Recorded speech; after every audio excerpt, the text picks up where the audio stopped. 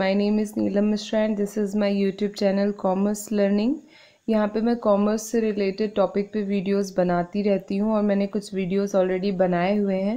Playlist कुछ बनी हुई हैं जैसे मार्केटिंग की, इंटरनेशनल बिजनेस की, बिजनेस इकोनॉमिक्स, बिजनेस फाइनेंस, तो उनसे रिलेटेड टॉपिक्स अगर आपको चाहिए तो वो वीडियोस आप चेक कर सकते हैं। अगर वीडियोस अच्छे लगते हैं तो प्लीज़ उन्हें लाइक करिएगा, अपने फ्रेंड्स में शेयर करिएगा और चैनल को सब्सक्राइब करिए, बेल आइकन को हिट कर दीजिएगा जिससे अगली बार वीडियो जो कोई भी आए तो नोटिफिकेशन आपको मिल जाए। ठीक, तो आज का जो वीडियो होगा वो हमारा यूपीएचईएससी पे बेस्ड होगा। यूपीएचईएससी के जो प्रीवियस ईयर क्वेश्चंस हैं इसका एक पार्ट 1 बनाया हुआ है मैंने, ये पार्ट 2 है। इसमें जो 2018 में असिस्टेंट प्रोफेसर का एग्ज़ाम हुआ था यूपीएचईएससी के थ्रू, जो वैकेंसी निकली थी, उस एग्ज़ाम में जितने क्वेश्चंस आए हैं उसको मैं कवर कर रही हूँ। तो पहले आप पार्ट 1 देखिएगा, ये पार्ट 2 है, तो फिर आप इसको स्टार्ट करिएगा। ठीक है, तो स्टार्ट करते हैं। First question is which of the following sector is contributing maximum GDP in India. तो इनमें से कौन सा सेक्टर ऐसा है जो कि इंडिया के जीडीपी में मैक्सिमम कंट्रीब्यूट कर रहा है। तो option A is agriculture sector, option B is service sector, option C is manufacturing sector, option D is mining sector. तो यहाँ पे ऑप्शन जो बी है हमारा सर्विस सेक्टर, वो हमारा आंसर है। और now the second question is disguise unemployment is a feature of. पहले तो डिस्गाइज अनएम्प्लॉयमेंट के बारे में आप जान लो होता क्या है। Disguise unemployment is also known as hidden unemployment, जहाँ पे लेबर फोर्स जो होती है या तो वो पूरी तरीके से यूटिलाइज नहीं होती है या तो फिर वो बिना काम के ही रह जाती है, जिन्हें काम ही नहीं मिलता। ठीक, फॉर एग्जाम्पल जैसे एग्रीकल्चर में, खेती में, ठीक है, 5 लोग लगे हुए हैं किसी खेत में, 5 लोग काम कर रहे हैं। ठीक है, उस खेत में 3 ही लोगों की ज़रूरत है। ठीक, लेकिन लोग कितने लगे हैं? 5 लोग लगे हैं। ये जो 2 एक्स्ट्रा लोग हैं ना, ये डिस्गाइज अनएम्प्लॉयमेंट में आते हैं। ठीक है, मैंने आंसर पहले ही बता दिया है, तो इसका आंसर है हमारा एग्रीकल्चर। ओके, अब now the third question is deficit budget is an instrument of. Deficit budget क्या होता है? डेफिसिट बजट वो होता है जब हमारे एक्सपेंडिचर्स जो होते हैं वो ज़्यादा होते हैं हमारी रेवेन्यू से। ठीक है तो वो होता है डेफिसिट बजट। और जो सरप्लस बजट होता है इसका जस्ट अपोजिट होता है, जहाँ पे हमारी रेवेन्यू ज़्यादा होती है हमारे एक्सपेंडिचर से। ठीक है, तो इसका आंसर क्या है? ऑप्शन ए फिजिकल पॉलिसी का इंस्ट्रूमेंट है, या ऑप्शन बी मॉनेटरी पॉलिसी का इंस्ट्रूमेंट है ये, या ऑप्शन सी इंडस्ट्रियल पॉलिसी, या ऑप्शन डी एग्रीकल्चरल पॉलिसी। देखिए, जो फिजिकल पॉलिसी है वो है हमारी गवर्नमेंट की स्पेंडिंग और टैक्स रेट से रिलेटेड है। मॉनेटरी पॉलिसी जो है वो आरबीआई के द्वारा रेगुलेट की जाती है। इंडस्ट्रियल पॉलिसी जो है वो मैन्युफैक्चरिंग सेक्टर से रिलेटेड होती है। जितने rules, regulations, policy, principle, procedure जितने भी होते हैं वो गवर्नमेंट के द्वारा लगाए जाते हैं। वो किसके थ्रू आते हैं? इंडस्ट्रियल पॉलिसी के थ्रू आते हैं। और डी जो है एग्रीकल्चरल पॉलिसी, वो एग्रीकल्चर से रिलेटेड है। ठीक, तो इसका आंसर है हमारा physical policy. Okay, answer is physical policy. Now the fourth question is withdrawal of state from industry is called. यानी कि जैसे कोई इंडस्ट्री है, उससे अगर अपना हिस्सा हटा लिया जाए तो उसको क्या कहेंगे हम? Option A is modernisation, option B is liberalisation, option C is privatisation, option D is globalisation. तो इसका आंसर है प्राइवेटाइजेशन। ठीक है, प्राइवेटाइजेशन मतलब वो होता है जहाँ वो प्रोसेस जिससे पीस ऑफ प्रॉपर्टी या बिजनेस है कोई, उसको गवर्नमेंट के हाथ से लेकर के जब हम प्राइवेट सेक्टर को दे दें, ठीक है, वो होता है हमारा प्राइवेटाइजेशन। तो इसका आंसर जो है वो है प्राइवेटाइजेशन।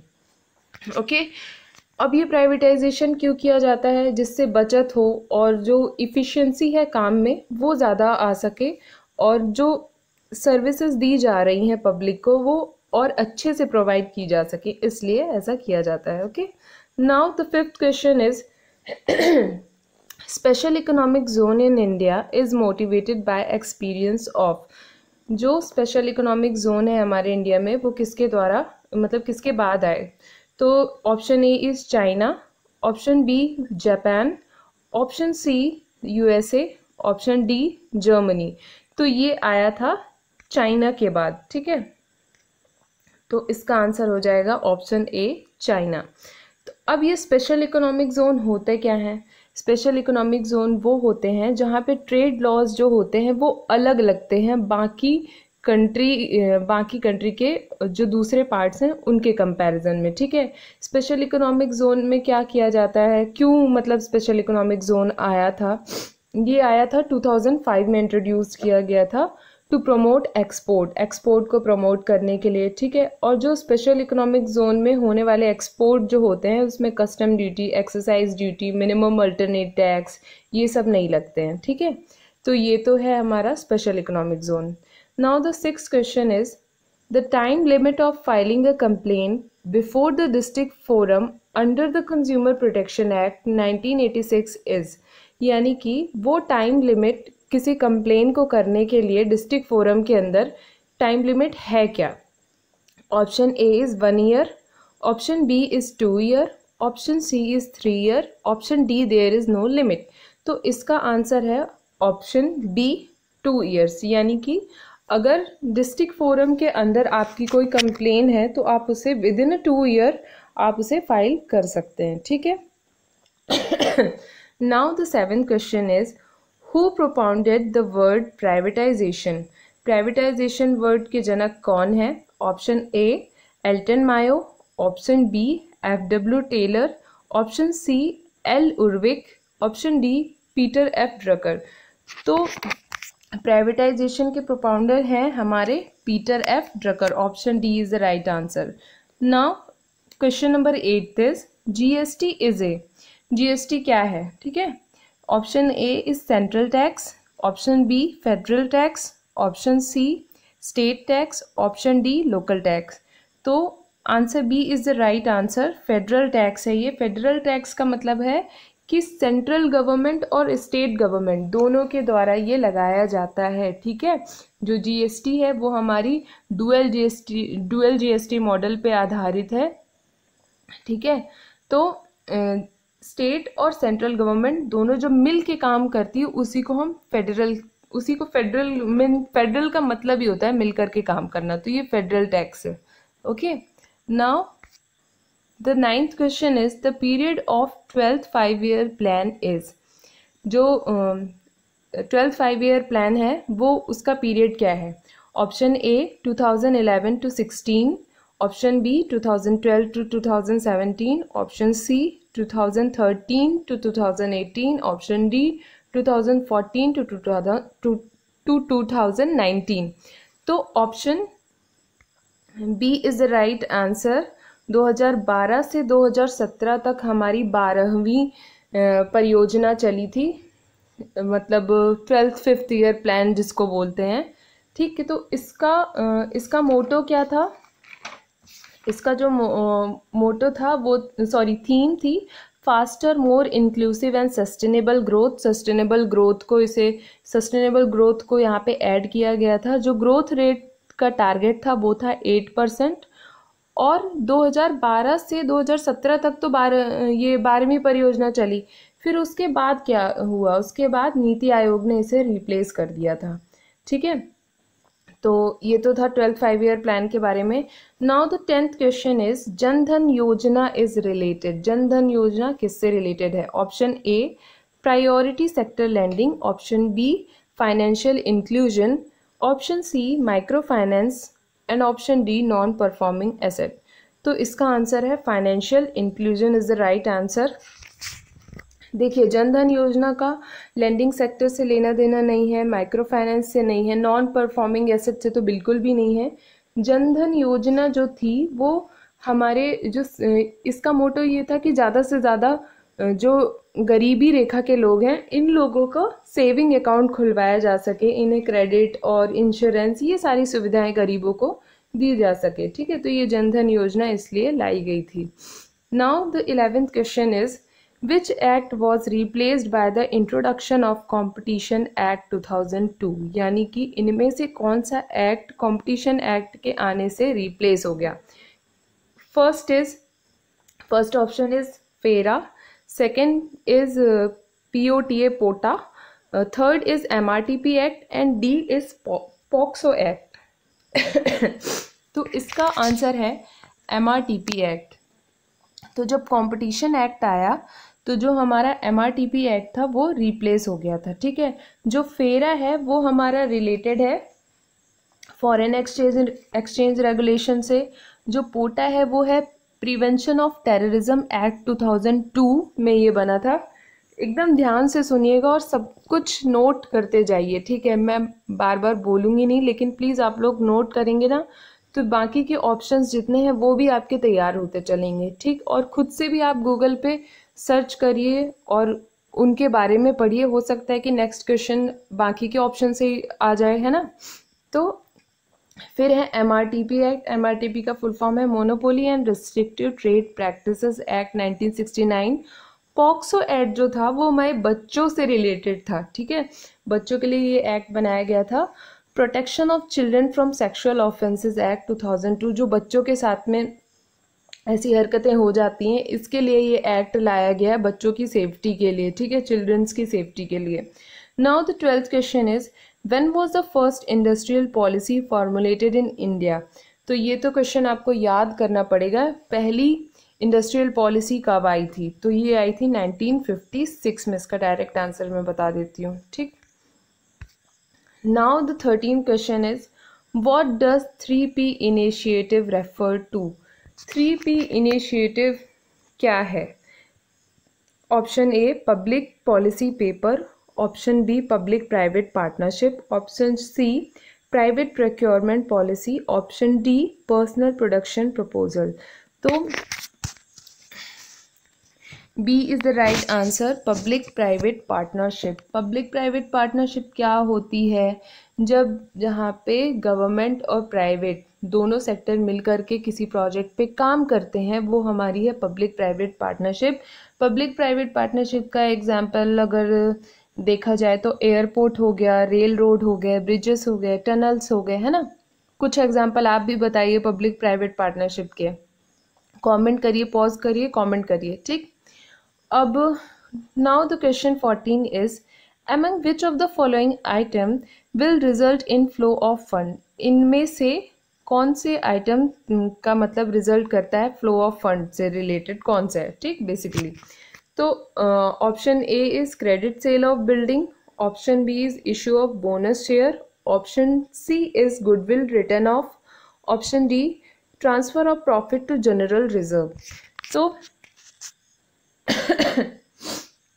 और देखिए यहाँ पे फ्लो ऑफ फंड से रिलेटेड है कि वो ट्रांजैक्शन जो करंट और नॉन करंट दोनों से रिलेटेड होते हैं, ठीक है। तो इसका आंसर है credit sale of building, option A is the right answer, ठीक है। बाकी के जो ऑप्शंस हैं ये फ्लो ऑफ फंड में से रिलेटेड नहीं है। Now the 15th question is premium received in on issue of shares can be used for? जब हम शेयर्स को इशू करते हैं उस पर जो प्रीमियम रिसीव होता है उसको हम कैसे यूटिलाइज कर सकते हैं, उसको किस में यूज़ कर सकती है कंपनी, ठीक है। तो option A is payment of dividend, option B is return of preliminary expense, option C is payment of directors fee, option D is redemption of debenture. तो 15 का आंसर है प्रीलिमिनरी एक्सपेंसेस को राइट ऑफ करने के लिए हम premium का use कर सकते हैं, ठीक है। तो ये तो था 15th का answer B. Now the next question is the equilibrium level of output for pure monopolist is where? यानी कि एक प्योर मोनोपोलिस्ट वाली सिचुएशन में इक्विलिब्रियम लेवल कहाँ पे होता है, ठीक। आउटपुट का इक्विलिब्रियम लेवल कहाँ पे होगा?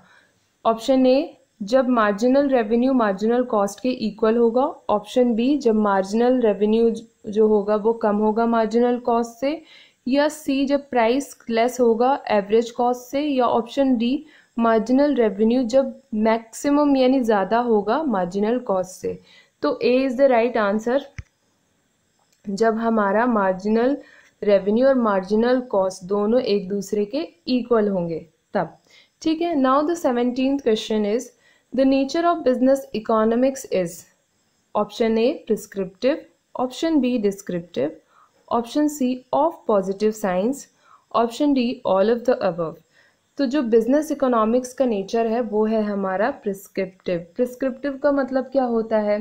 Prescriptive means offer suggestion for application of economic principle while performing policies, making decisions, planning for future. Prescriptive यानी कि जो सजेशंस दे सके, ठीक है, सजेशन दे सके कब?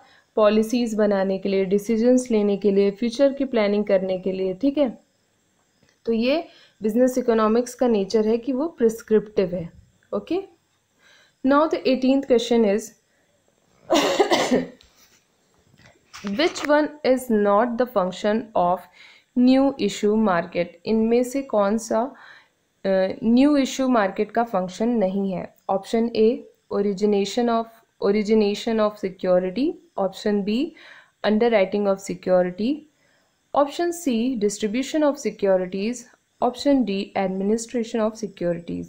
तो देखिए, न्यू इश्यू मार्केट का फंक्शन है सिक्योरिटीज़ का ओरिजिनेशन भी करता है, सिक्योरिटीज़ की अंडरराइटिंग भी करता है, डिस्ट्रीब्यूशन ऑफ सिक्योरिटीज़ भी करता है, एडमिनिस्ट्रेशन ऑफ सिक्योरिटी नहीं करता। तो option D is the right answer of question number 18th। Okay, now the next question is higher the ratio more favourable it is does not apply to.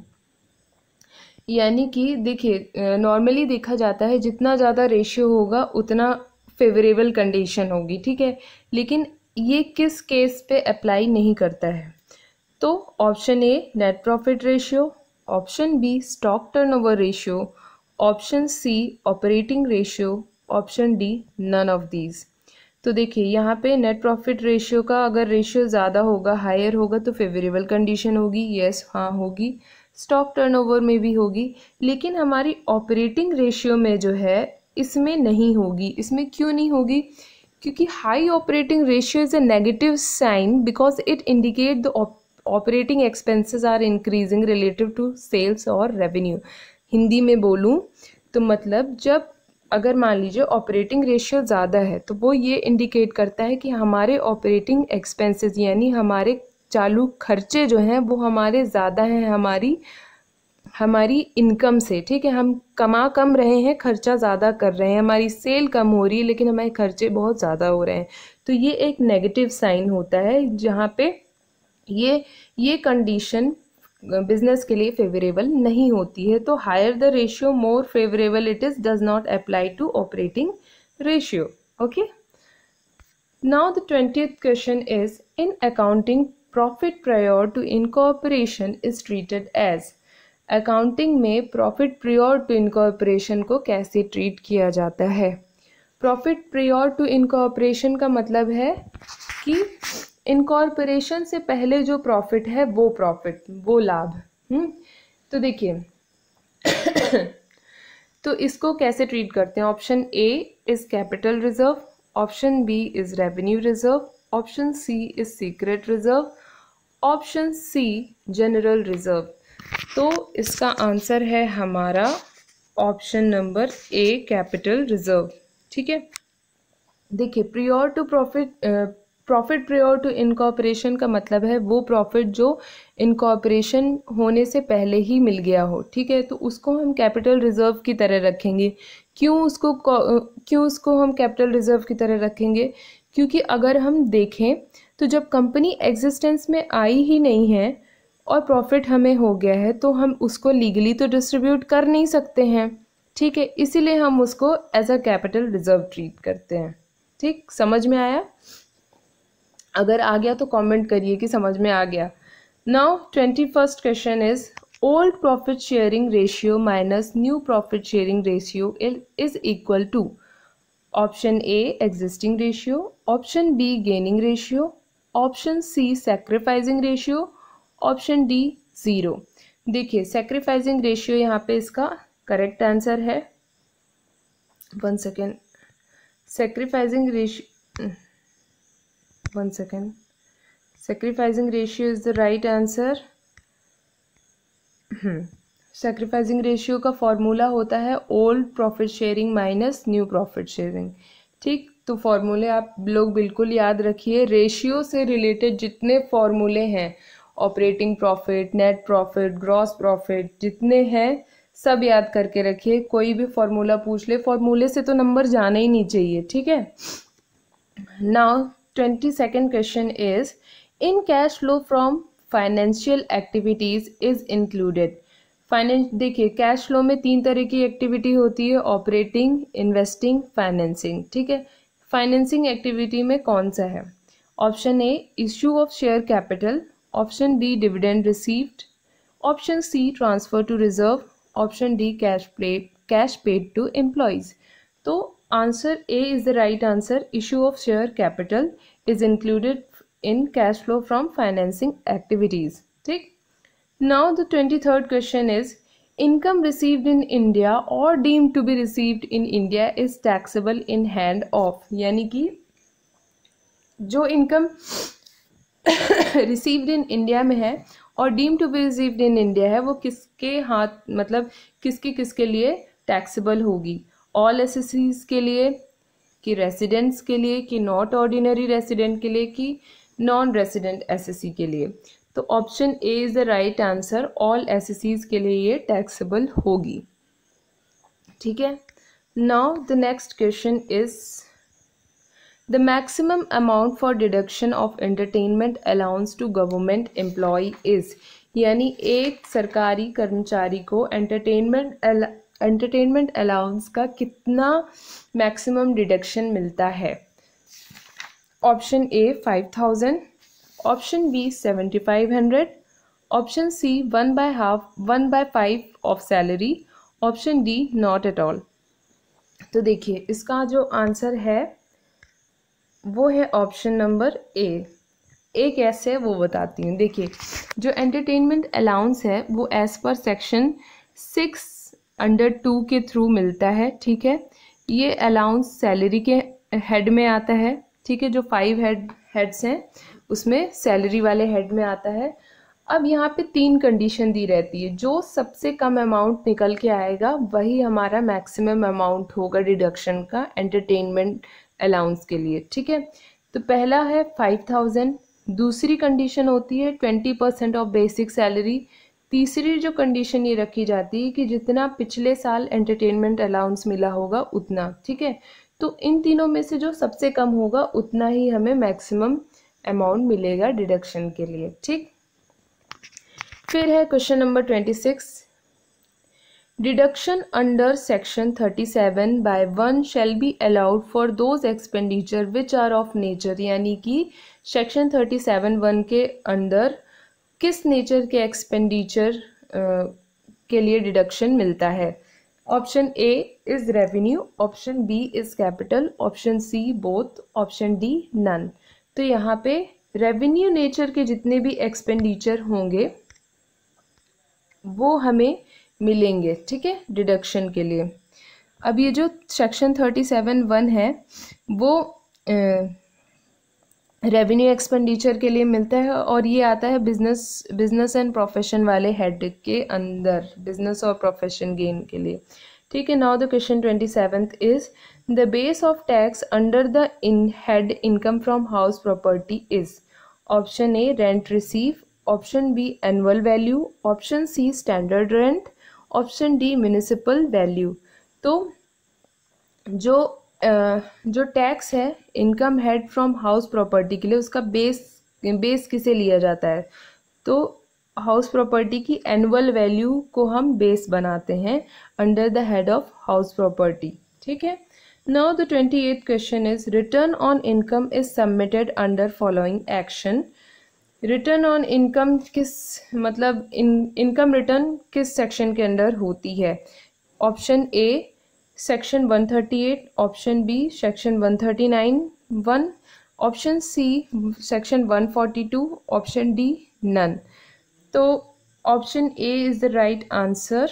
Section 138. Section जो 138 है वो हमारा return on income से related है। Sorry, option यहाँ पे option A नहीं है right answer, option B is the right answer, section 139। ठीक है, करेक्ट कर लीजिएगा, option B is the right answer, section 139 1।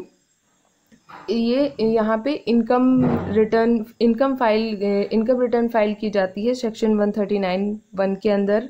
और 138 जो है वो हमारा disclosure of information respecting SSC से रिलेटेड है। और ऑप्शन जो बी है वो है हमारा रिटर्न ऑन इनकम से रिलेटेड।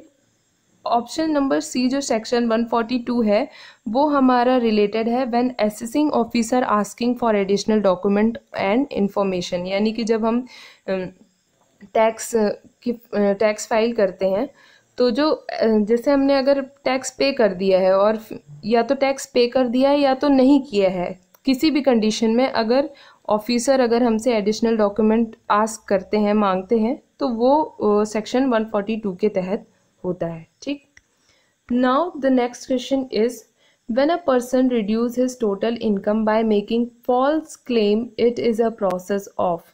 जब कोई व्यक्ति अपनी इनकम को कम दिखाता है तो वो किस के तहत आती है वो चीज़। Okay, 1 second.